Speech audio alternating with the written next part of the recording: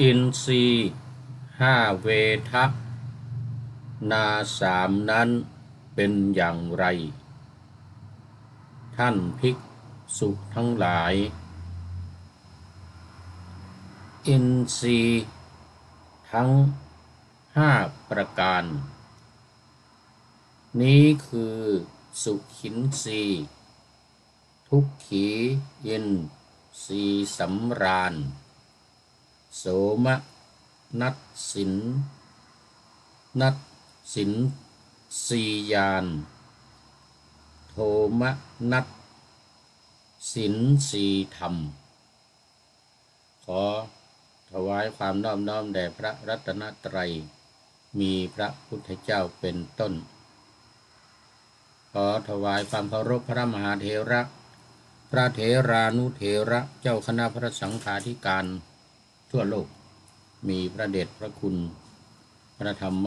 เสนาบดีเจ้าคณะภาค7วัดพระธาตุดอยสุเทพเป็นต้นและขออำนวยพรแด่ท่านผู้ฟังท่านผู้ชมสาธุชนพุทธบริษัททั้งหลายวันนี้รายการธรรมะหลังธรรมวัดเย็นของวัดพระธาตุดอยสุเทพออกอากาศทางสถานีวิทยุพระพุทธศาสนาแห่งชาติและจริยธรรมวัดพระธาตุดอยสุเทพมีพ่อครูวันลบนามวงพรหมเป็นผู้อำนวยการอาจารย์พระมหาประสิทธิ์ประสาธิโกเป็นหัวหน้าสถานี และอาตมาภาพพระครูปริยัติยานุศาสตร์เป็นผู้บรรยาย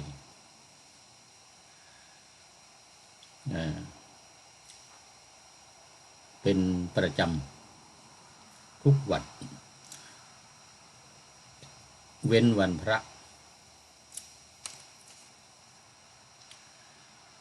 เวลา 18:40 นาทีไปจนถึง 19:10 นาที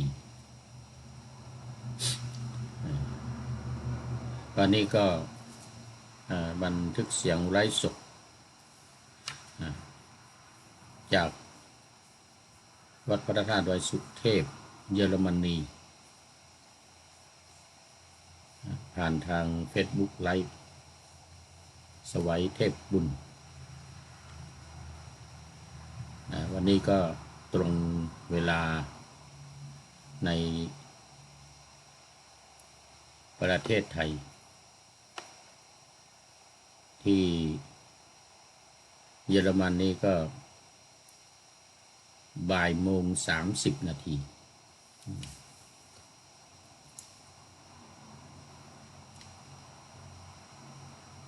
ซึ่งบันทึกมาล่วงหน้าบันทึกล่วงหน้าไว้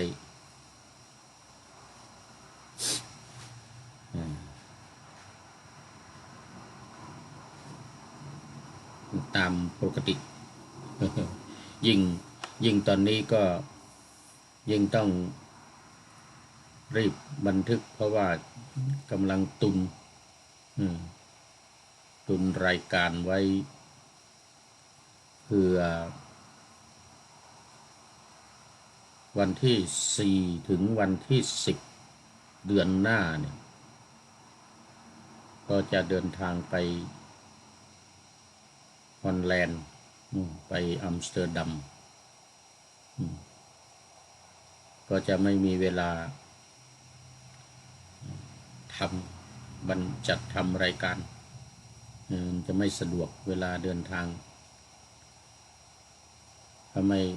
ม่ใช่การเดินทางไปประจำเป็นการไปชั่วครั้งชั่วคราวอย่างเงี้ยไม่กี่วันก็จะกลับมา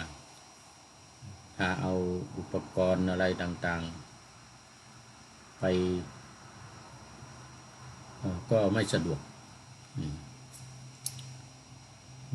ในการที่จะไปเที่ยวที่นั่นที่นี่ไปชม ไปชมนั่นชมนี่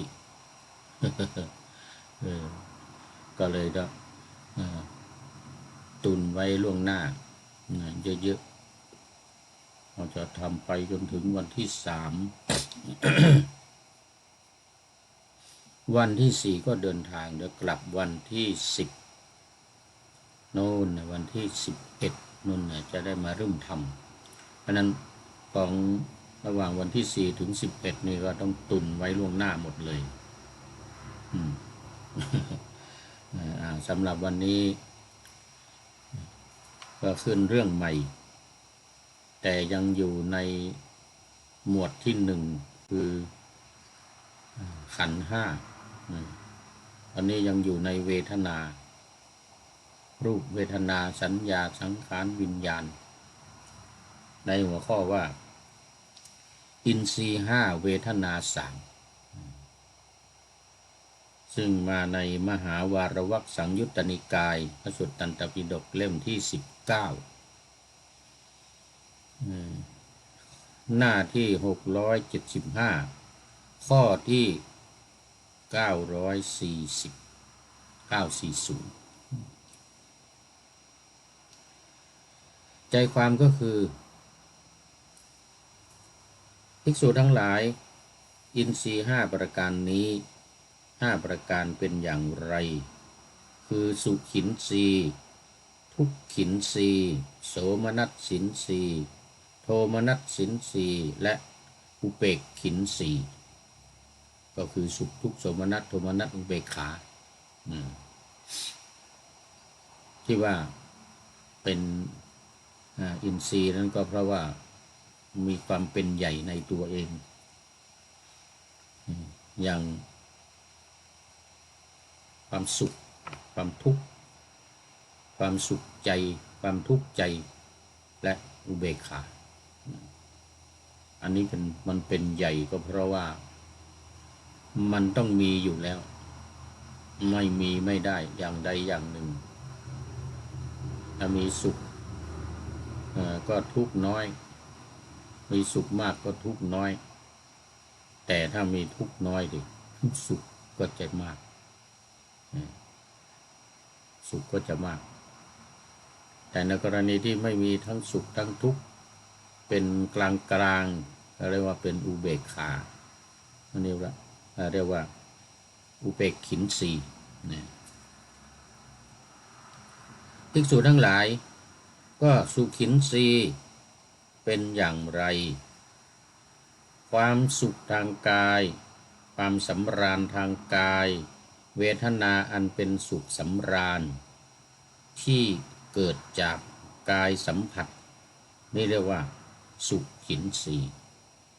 กายสัมผัสก็สัมผัสกับสิ่งที่ไม่ยากลำบากไม่หนักไม่ร้อนเกินไปแล้วก็ไม่เย็นจนหนาวกระด้างจนเกินไปอย่างเงี้ยอันนี้ก็เรียกว่าสัมผัสเป็นสุขพอดีสบายอันนี้เกิดจากสุขขินทรีย์ภิกษุทั้งหลายก็ทุกขินทรีย์เป็นอย่างไรความทุกข์ทางกายความไม่สำราญทางกายเวทนาอันเป็นทุกข์ไม่สำราญที่เกิดจากกายสัมผัสนี่เรียกว่าทุกขินทรีย์ตามปกติแล้วทุกเนี่ยเราก็แปลกันว่าทนได้ยากสิ่งใดที่เราทนได้ยากเนี่ยนั่นเรียกว่ามันเป็นทุกข์มาจากคำว่าทุกข์อยู่ข้างหน้าแปลว่ายากทุกข์แปลว่ายากคือแปลว่าชั่วแปลว่าไม่ดีแล้วก็มาต่อกับอินทรีย์มาต่อกับอินทรีย์เดี๋ยวคำว่าธาตุก่อนคำว่าแปลว่าอดทนนี่ทุกข์อยู่ข้างหน้ามันก็เลยเป็นอดทนได้ยากอดทนได้ยากก็คือเป็นทุกข์อดทนได้ยากก็เรียกทุกขินทรีย์ทุกขะทุกขะก็ลบมะธ ท้ายธาตุไปก็เหลือแต่ขะขอไข่ทุกอยู่ข้างหน้าก็ซ้อนกอไก่เข้ามาเป็นทุกขะบางทีก็ทุกขมะ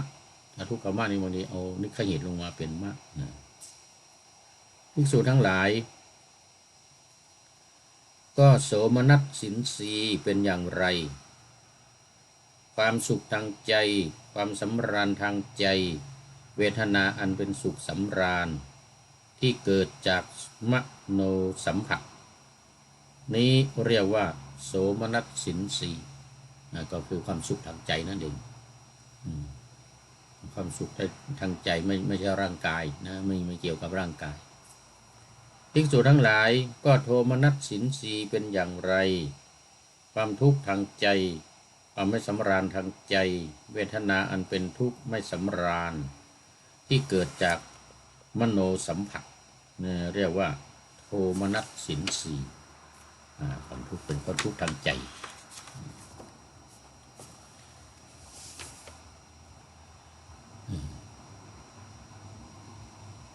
คือทุกข์แล้วก็ทุกข์กายทุกข์ทุกข์ใจโทมนัสก็ทุกข์ใจโสมนัสก็สุขใจโสมนัสโทมนัสคือทุกข์เนี่ยทุกข์กับสุขความทุกข์เนี่ยก็เรียกว่ามันเป็นความทุกข์ทางกายคือถ้าในอินทรีย์ห้านี่นะความทุกข์ถือว่าเป็นความทุกข์ทางกายแต่ถ้าเป็นทุกข์ทางใจจึงจะเรียกว่าโทมนัสในขณะเดียวกันความสุขเนี่ยความสุขก็ถือว่าเป็นความสุขทางกายเท่านั้นไม่เกี่ยวกับใจนะแต่ถ้าเป็นทางถูกใจเนี่ยจะเรียกว่าโสมนัสส่วนใจก็ไม่สุขใจไม่ทุกข์ใจไม่สุขใจไม่ทุกข์มันเป็นกลางเรียกว่าอุเบกขาคือความวางเฉยความเป็นกลาง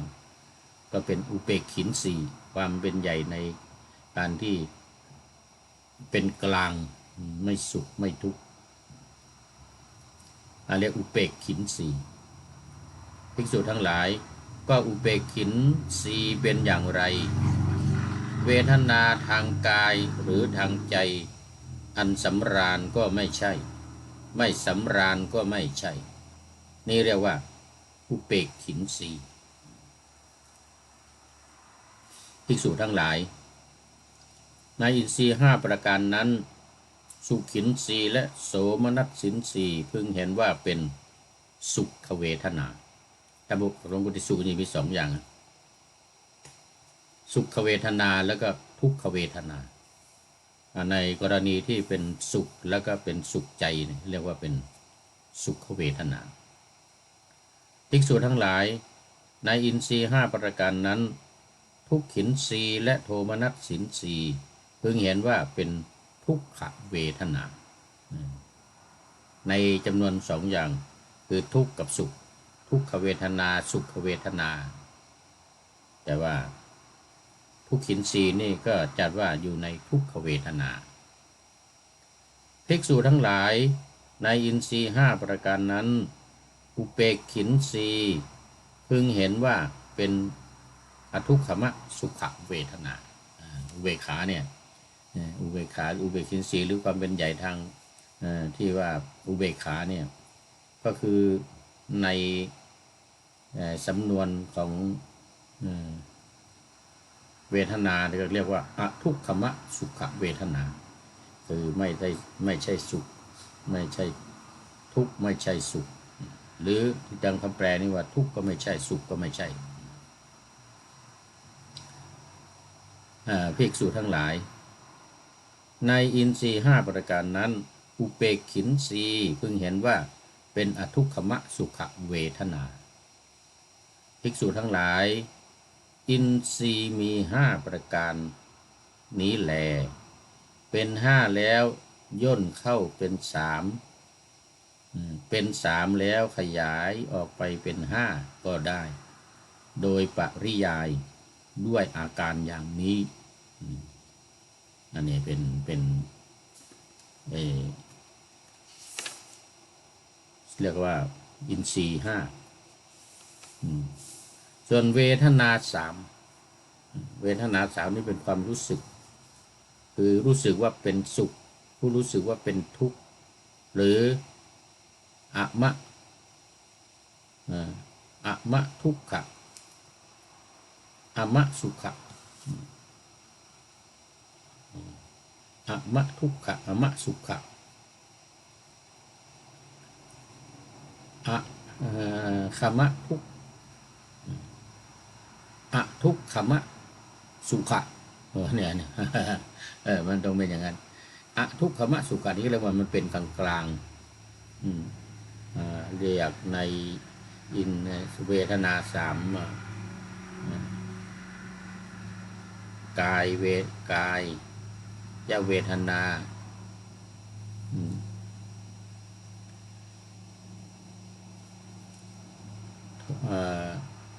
ทุกข์นะทุกขเวทนาเนี่ยมันก็หมายถึงทุกข์ทางกายโทมนัสเวทนาจึงเรียกว่าทุกข์ทางใจส่วนความสุขที่เรียกว่าสุขเวทนานั่นคือหมายถึงสุขกายส่วนสุขใจเขาเรียกว่าโสมนัสเวทนาความสุขเกิดขึ้นทางใจเพราะฉะนั้นอินทรีย์ห้ากับเวทนาสามนี่มันก็จึงเป็นมันมารวมเป็นอันเดียวกันจึงมารวมเป็นอันเดียวกันคือทั้งสุขทั้งทุกข์ทั้งโสมนัสโทมนัสและอุเบกขาเนี่ยทั้งห้าอย่างนี้ลงมามันก็จะเหลือสามยังไงที่ว่าเวทนาสามเนี่ยคือความรู้สึกทางกายความรู้สึกทางใจแล้วก็ไม่ใช่ทางกายไม่ใช่ทางใจเป็นกลางกลางพูดถึงเวทนามันจะมีแค่สามแค่นี้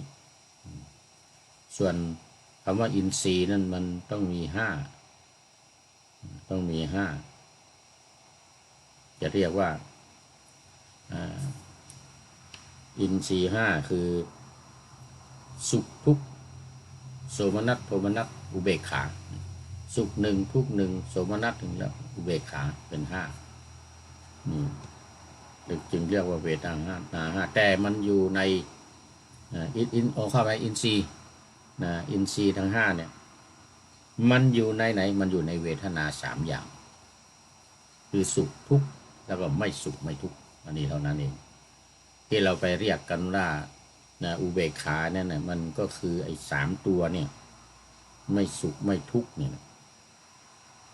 สุขก็ไม่ใช่ทุกข์ก็ไม่ใช่มันก็เลยกลายเป็นอุเบกขากลายเป็นอุเบกขาฉะนั้นในหัวข้อวันนี้ที่ว่าอินทรีย์ห้าเวทนาสามเนี่ยมันก็คือตัวเดียวกันเพราะอะไรเพราะว่าเวทนาจะเกิดมันก็เกิดกับใจไม่ว่าจะสุขไม่ว่าจะทุกข์ไม่ว่าจะโสมนัสโทมนัสหรืออุเบกขามันขึ้นอยู่กับใจทั้งนั้นจึงเรียกว่ามันเป็นใหญ่ในตัวของมันเอง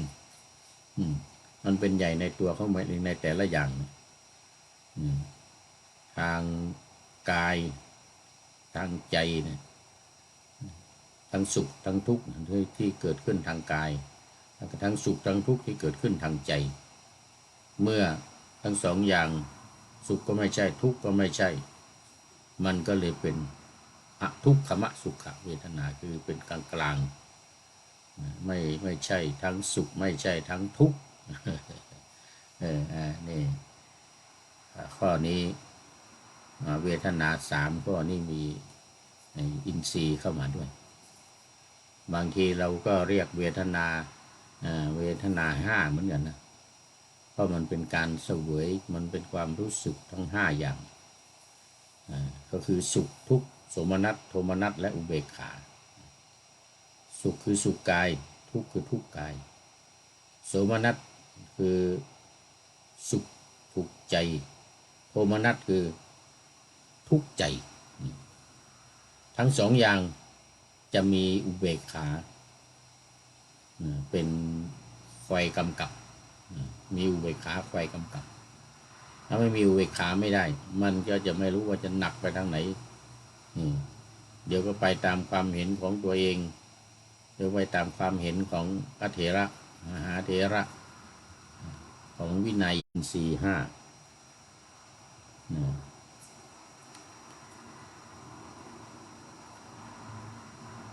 เอาละวันนี้ขณะที่พระเดชพระคุณหลวงพ่อกำลังนำพระภิกษุสงฆ์สามเณรทำสมถกรรมฐานส่วนวิปัสสนาวันนี้เรื่องของอินทรีย์ห้าเวทนาสาม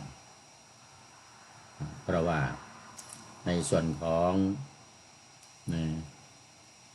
เวทนาเนี่ยในส่วนของเวทนานี่ย่อลงมาเป็นสามก็คือเวทนาสามอย่างส่วนอินทรีย์นั้นคงยังต้องมีห้าเพราะว่ามันเกิดขึ้นจากไม่ไว้พร้อมกันเกิดก่อนเกิดหลังอันนี้จะตามระบบที่มันจะเกิดขึ้นมีเรื่องของอินทรีย์กับเวทนาเนี่ยทีนี้ในกรณีที่อินทรีย์หกในกรณีอินทรีย์หกนี่มันจะเกิดขึ้นผ่านทางตาทางหูทางจมูกทางลิ้นทางกายและทางใจตรงนี้เรียกว่ามันเป็นใหญ่มันเป็นอินทรีย์เหมือนกันแต่มันต้องอาศัยความเป็นใหญ่ที่เกิดขึ้นในแต่ละส่วนถ้าเป็นในส่วนของร่างกายที่เป็นทุกข์หรือเป็นสุขก็ตามก็สามารถที่จะกำหนดได้ขณะที่ว่าอยู่ข้างในโดยยังไม่ต้องออกมาข้างนอกอยู่แต่ข้างในอย่างเดียวอย่างกบิลพัสอย่างที่ว่าเมืองนี้จะต้องดิ้นรนขวนขวายในการทำงานในการอยู่ในการดำรงตำแหน่งเราเนี่ยแต่ในกรณีที่อินทรีย์ห้านี่ทั้งความสุขทั้งความทุกข์ทั้งไม่สุขไม่ทุกข์ที่เรียกว่าอทุกขมสุขะเนี่ยทั้งอินทรีย์ห้านี่ในข้อที่ห้ามันเป็นการเข้าถึงโดยปริยายในการเข้าถึงโดยปริยายในส่วนของวิปัสสนาส่วนในส่วนของสมถะก็ทำสามอย่างที่เคยได้บรรยายแล้วก็คือหนึ่งการบริกรรมสองการนับและสามการระลึกตามการระลึกตามคุณนั้นๆไม่ว่าจะเป็นคุณของพระพุทธหรือพระธรรมหรือพระสงฆ์หรือกรรมฐานหรือความเกิดขึ้นทางกายและทางใจเพราะฉะนั้นในเรื่องของอินทรีย์จึงมีส่วนประกอบอยู่ในวิปัสสนาข้อที่สามว่าย่อลงในเวทนาสาม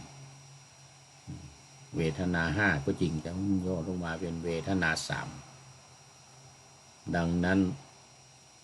ในหัวข้อที่ว่าอินทรีย์ห้ากับเวทนาสามมันก็จึงลงตัวกันพอดีมารวมลงกันคือไม่ว่าจะเป็นสุขเป็นทุกข์ทุกกายทุกใจสุขกายสุขใจแล้วก็อุเบกขาเนี่ยมันก็จะมารวมลงอยู่ในความรู้สึกสามอย่างเวทนาทั้งสามอย่างนี้คือหนึ่งมีความรู้สึกว่าทุกข์สองสุขสองมีความรู้สึกว่าทุกข์เสร็จแล้วสามที่ว่าความรู้สึกสามเนี่ยคืออทุกขมสุขเวทนาเนี่ยก็คือว่าไม่สุขไม่ทุกข์เป็นกลางอันนี้เรียกว่าเป็นอุเบกขาเรียกว่าอุเบกขา นอกเหนือไปจากสุขทุกข์สุขกายสุขใจทุกข์กายทุกข์ใจก็ไปอยู่เป็นกลางๆมีความรู้สึกเป็นกลางๆไม่เอ็นเอียงโอนเอียงไปทางใดทางหนึ่งไม่ว่าจะเป็นทางทุกข์หรือทางสุข